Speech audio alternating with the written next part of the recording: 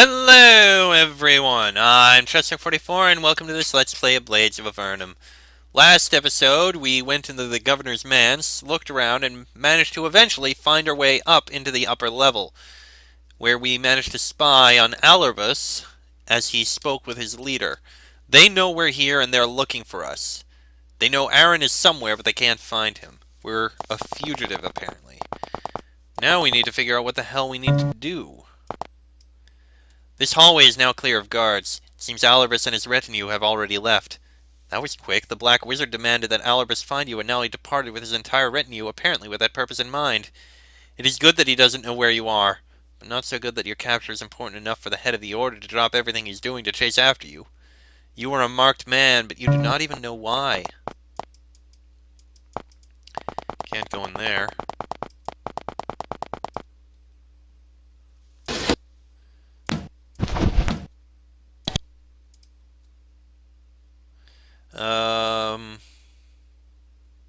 Okay. Maybe we can leave. Yes, depart the manse. Odd. Lucan is no longer standing in the plaza below. He must have given up on waiting for you. The guards standing at the foot of the stairs step out to block your progress. You look at them in puzzlement. One of them, a captain, begins, "Sir, your detainment has been commanded by Order 517A, Executive Decree." Panic begins to rise within you. You turn to flee, but find that the guards at the top of the stairs are slowly descending towards you, halberds held out to block your retreat. Somebody grabs you firmly by the wrist, but you don't bother to struggle. The captain continues in this matter-of-fact tone. "Step this way, sir." You are led into the manse, but not by the front doors. You are taken around to the deserted servants' passageways, a maze of corridors and passages that wind throughout the manse, hidden from the guests. Your guards make no attempt to blindfold you, or keep you from knowing where you are going. They do not hit or hurt you, or otherwise roughly handle you. They act more like an escort than guards who have just arrested you. Any questions you ask them are ignored. Occasionally, the leader makes a hand motion to indicate which way to go, but otherwise you might as well not exist. In this silent fashion, you make your way through the manse. Eventually, you reach a dead end. The captain approaches a blank wall, and suddenly the wall swings open. You aren't sure what he did to open it, his back shielded from him from view. Nor do you have much time to contemplate this before the guards that flank you thrust you through the secret door. You find yourself in a small bedroom, furnished like any other of the manse's guest quarters. You're about to ask for the umpteenth time what this is all about, but when you turn around you see that the wall is already swung shut. You are alone. Okay. You are surprised to find that your door was unlocked, and even more surprised to find that the hallway is not guarded. For a man who was just arrested, you are being given a remarkable degree of freedom. You proceed cautiously down the tiled corridor, wondering why you were brought here. This door won't budge. And the sign didn't say anything, so no idea what it's for. So where are we? You step into a large meeting room, richly furnished and elaborately decorated. A large marble table occupies the center of the room, at which several well-dressed men are seated. Here, too, you encounter no guards, only the important-looking nobles that are seated at the table. You scan the table, but do not recognize any of the faces until you reach the head of the table, where sits Governor Tallis himself. It is he that rises to greet you, and the others follow suit. "Welcome, Theodore Morose. Or should I say, Artemis Black?" You look at him in shock. They know who you are. Surely you are done for.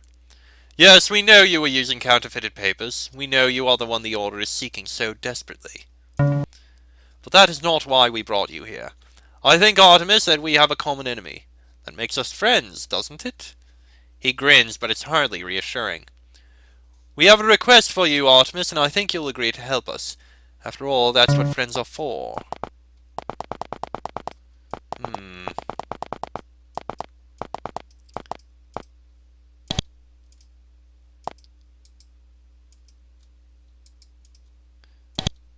And Tallis won't actually speak with us. Which means that this is the end of what is available in this scenario. Oh, wait. Oh, there we go. As you take your seat, Tallis begins speaking again, this time without the backslapping and handshaking. Alright, now let's get down to business. As I'm sure you gathered from our praises, and the fact that the city of Cyprus is still standing, the assault on Gino went What?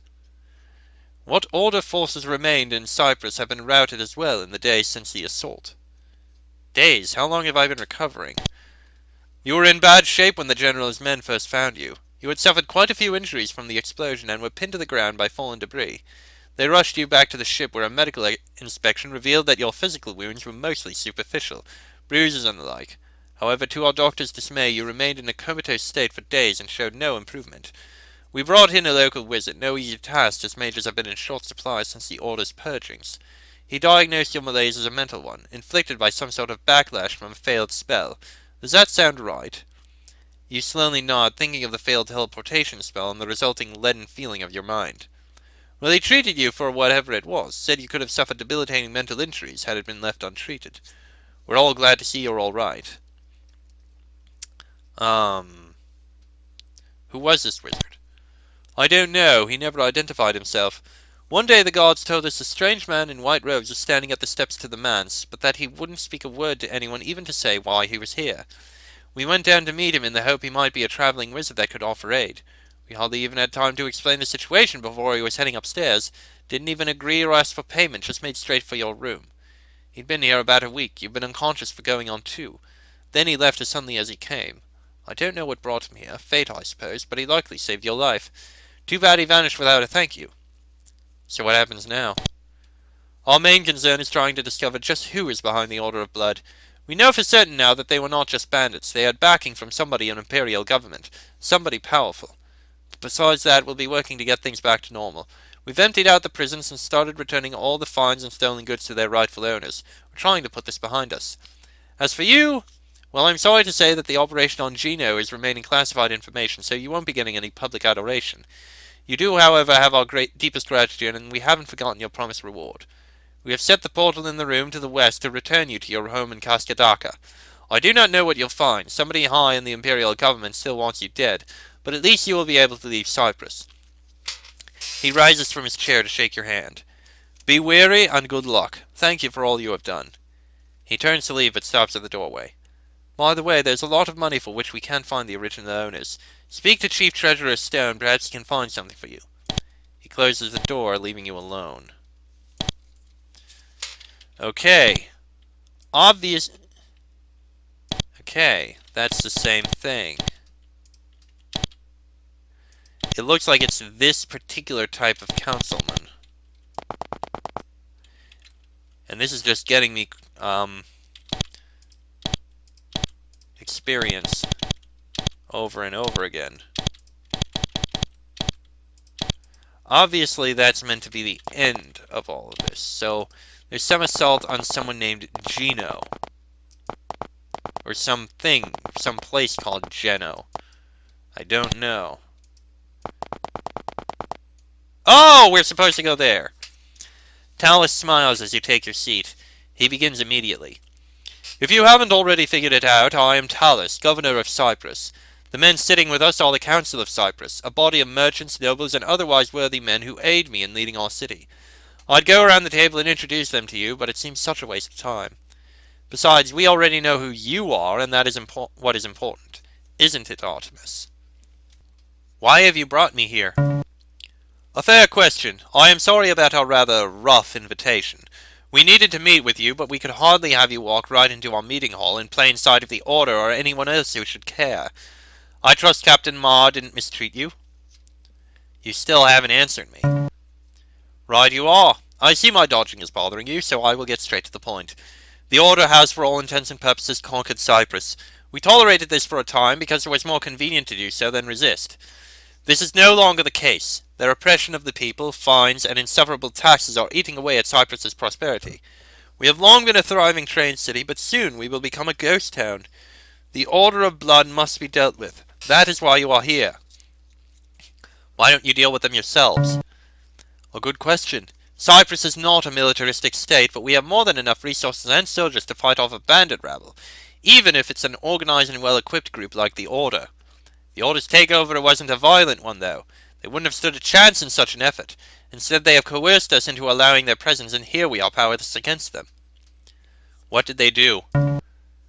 They have placed a magical weapon on Geno Isle, an island approximately a mile offshore of Cyprus. How they got the device there, what it looks like, or how it works are all mysteries to us. All we know is that it is a tremendously powerful weapon. They first appeared several months ago and demanded that we grant them Geno Isle for them to establish a headquarters. Naturally, we refused. They proceeded to unleash this weapon on a trade vessel as it departed Cyprus harbor. The ship was reduced to splinters. Fearing an attack on Cyprus itself, we promptly gave in and granted them Geno Isle. What happened next? An uneasy standoff followed. We knew we couldn't tolerate this weapon to remain where it could strike at Cyprus, but any attack we made would only spark a counterattack, likely on the city itself. The stalemate would last for a month. However, we weren't the ones to break it. What did they do? They demanded the right to search Cyprus for infidels. We had already assumed that the order was some sort of fanatic cult, so their interest in evangelism and routing out heretics wasn't surprising. Obviously, we weren't willing to grant their wish, but we had an idea. We'd allow them to come to Cyprus, thus splitting their forces between here and Geno. We agreed to allow them entry. They dispatched a force of roughly 200 men. We, in turn, sent 3 galleys loaded with men in an attempt to storm Geno and destroy this weapon once and for all. Not a single ship reached its destination. Why? What happened? A massive ball of white-blue energy struck our flagship, destroying it utterly and damaging the remaining 2 ships, one of which soon sank. This is as described by the survivors of the 3rd ship which made it back. They had been expecting us, and our hopes of a preemptive strike had failed. What was the result? The result? The result was the conditions on Cyprus as you now see it. We had no choice but to give the order free reign of the island. As their first order of business, they arrested and tried 30 wizards, mostly of the Conclave. They proceeded to begin their campaign of fines, arrests, bullying of the public, and generally lining their pockets at Cyprus's expense. We can do nothing. As long as they have that weapon, they hold the power to destroy Cyprus. We have tried to make the best of this by covering up the attacks. There would be panic if the general populace knew, and no merchants would dare come to trade here. So to many it appears that we laid down without a fight. The order's sudden appearance and almost overnight takeover of Cyprus came as such a shock that none knew what to think. How does this involve me? We need somebody to infiltrate the Order outpost on Geno Isle and to find and destroy this magical weapon. In the event that this attack fails, the agent carrying it out must not be traced back to us. The result would be disastrous. The Order pursues you. They are your mortal foes. If they are caught in an attack on them, nothing will be thought of it except that you fell right into their hands. You don't need any ulterior motives, and they will not look for any. And what makes you think I'll agree? We wouldn't turn you over to the Order. We will not constrain you or otherwise hinder you if you choose to leave, but what choice do you have in the matter? What would you do if you decline? The Order is scouring the island for you. They know you are here. Where will you go? How will you escape? If you help us, you will strike a great blow to your enemy. I think that is reason enough for you to help, but we are willing to grant you an additional boon in return for your aid. In there, he indicates the hall where you just stepped out from, is a fully operational teleportation platform. It's the only way out of Cyprus, and we will allow you to use it for just that. More than generous for simply requesting you attack your own foe. Don't you agree? You ponder it over. It seems fair enough. This may indeed be your only way out, as your teleportation rod lacks focusing gems and a power source, and perhaps in exploring the Order's headquarters you'll find some of the answers you seek. We have a deal, then! Yeah, I'll do it. Tallis smiles again, this time genuinely.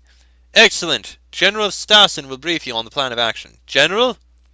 Tallis nods to the man sitting at his right, a precise man who seems to radiate military efficiency. At Tallis' gesture, he stands, clears his throat, and begins. Our plan to eliminate the Order's presence here on Cyprus is twofold. First, you will infiltrate the Geno outpost and destroy the weapon position there. This threat gone, a force of Cypriot soldiers will attack the island. The most important part of this plan is your task, the elimination of their weapon. As long as it is operational, no Cypriot can move against Geno. We do not know what it looks like, where it is, or how to destroy it. That remains up to you. When this threat is neutralized, you will signal us with a flare. We will then know it is safe to deploy our forces. Signal only when your task is complete. If we attack while the weapon is operational, Cyprus itself will likely be destroyed. But I am sure that our busy councilman will have better things to do than listen to this, so that is all I'll say for now. We have set up a staging ground on a small peninsula to the southeast. Meet us there, and I will complete your briefing. It's a date. The general sits, and Tallis nods. Thank you. Thank you, General. With that, Artemis, I will leave you. You may exit through the secret passage you came in by. It will be open for you. Here is a map of the way out. Tallis passes you a piece of parchment which you give a perfunctory glance before you pocket. Governor Tallis stands and exits through the main doors. The council rises and follows him out. That could have been worse. Okay then. You reach into your pocket to pull out the map of the servants' passages and find that there are now 2 parchments. Unless you're seriously mistaken, Tallis' map was only 1 sheet. The first parchment is indeed the map. The second parchment you have never seen before. It simply reads, "Meet me at the western estate in the Governor's Plaza. There is much that needs to be explained." Odd. You didn't put this in your pocket with the map, so somebody else must have placed it there. Presumably the note's author. Must have been one of the councilmen, but why?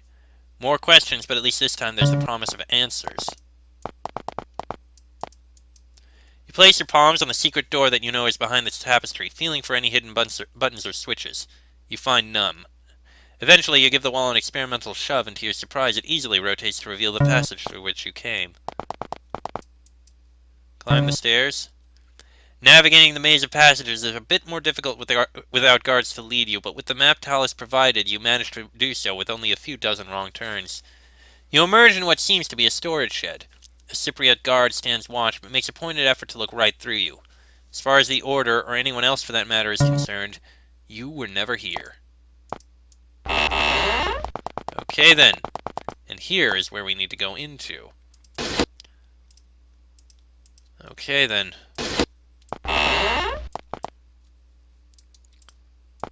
Aurelia. And descend. Okay, who is this? She doesn't respond. So up here we go. To speak with this guy. Whoever the hell it is. We'll speak in a minute.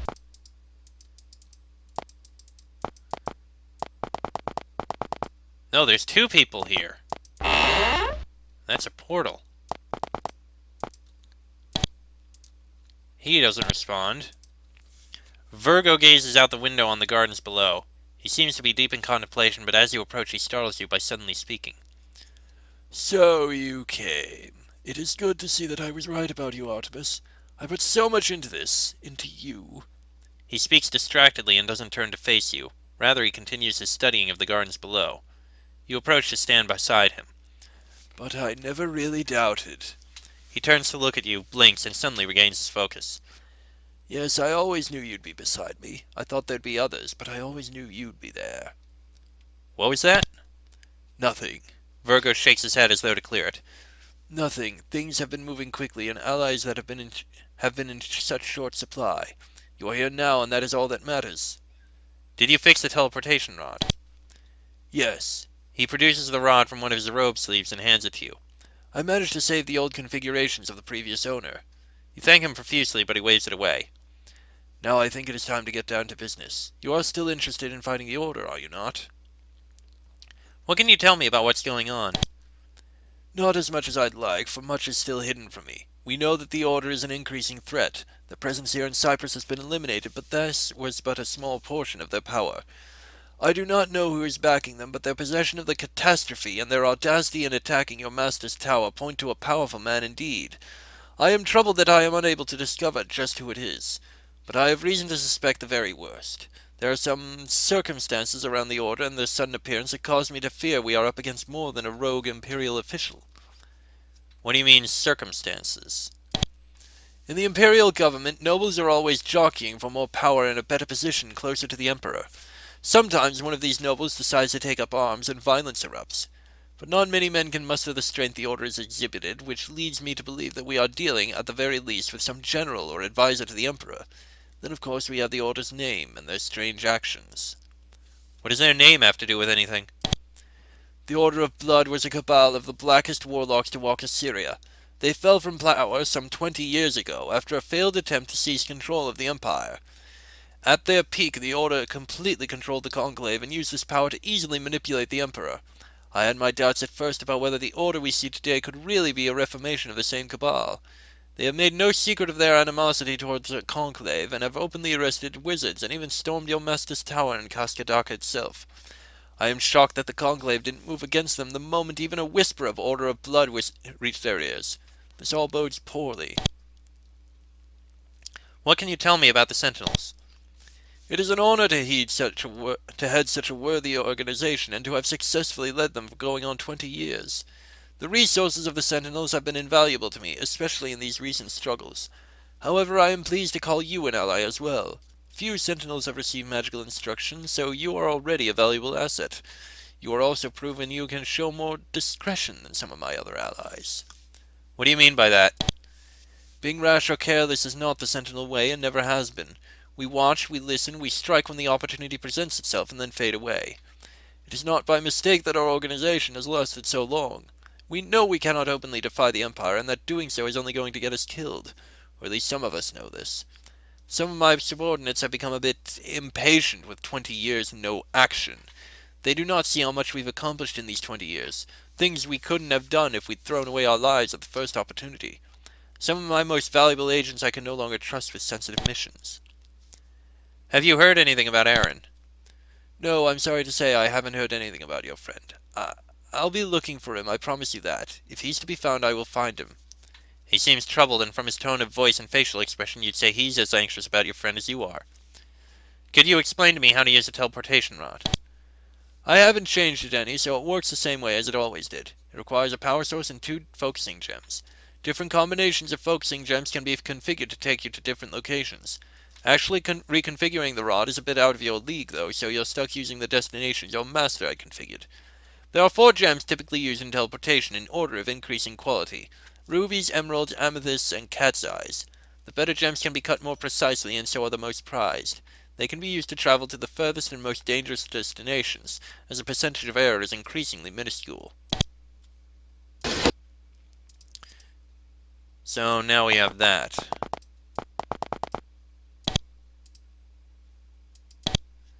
Okay. I think we've done things out of order here, and the unfinishedness of this means it all got screwed up. I have a feeling after we had gotten that rod that didn't work, we were supposed to use it, find out it didn't work, and I'm guessing go back to this guy.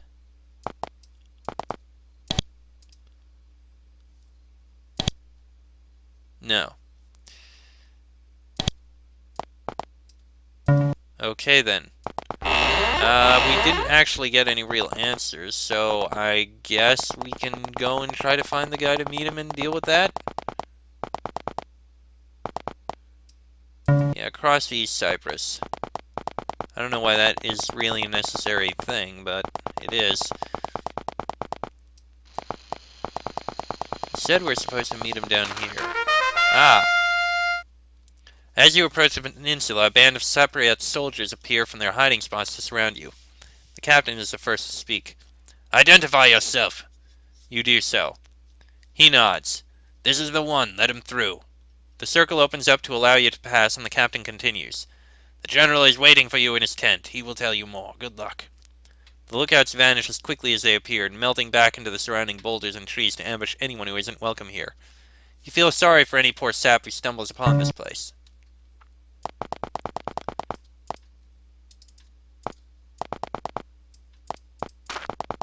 Well, this is called staging ground, so...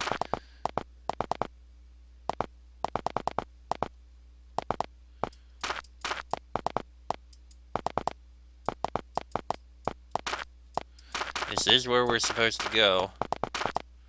That must be the one who's going to take us to wherever we need to go.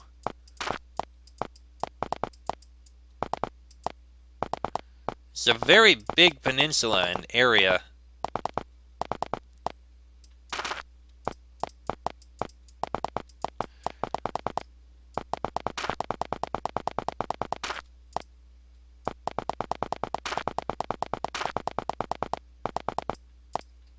More soldiers. Turn!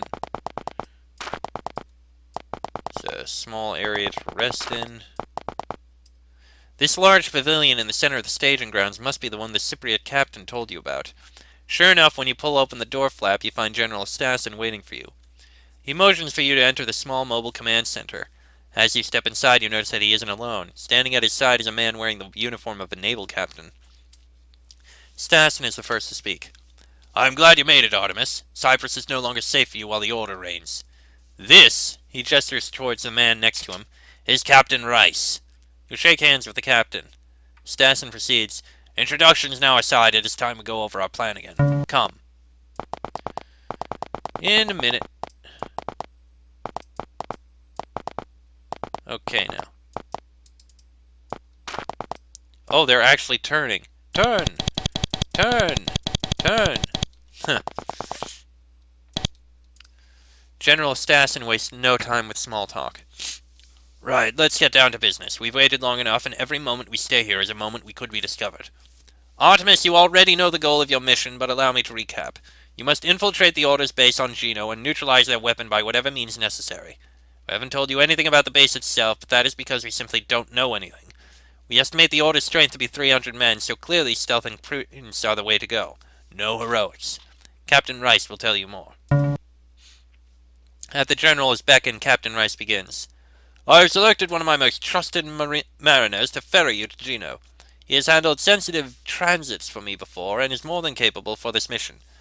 I also have 3 fully loaded war galleons for this mission. They will be waiting on your signal, upon which we will move in to attack Gino. When the weapon is disabled, you will signal to us by firing a flare. He hands you a small cylinder with a fuse dangling from the bottom. Once you fire the flare, your part in this matter is finished. You may return to the landing site and get out of the way. That is all. Are we clear? As crystal. Good. My man is waiting for you to the south. When you are prepared, he will ferry you to Gino. After that, you are beyond our help. Good luck. Your briefing complete, Stassen and Rice return to their planning. Should probably be wearing the robes then. Alright. And this is the guy we talked to for that. And you know what? We'll do that in the next episode. So, the unfinished nature has really shown itself here as we ended up accidentally somehow finishing the scenario before we needed to. Or at least talking to people that resulted in finishing the scenario. Yeah. So,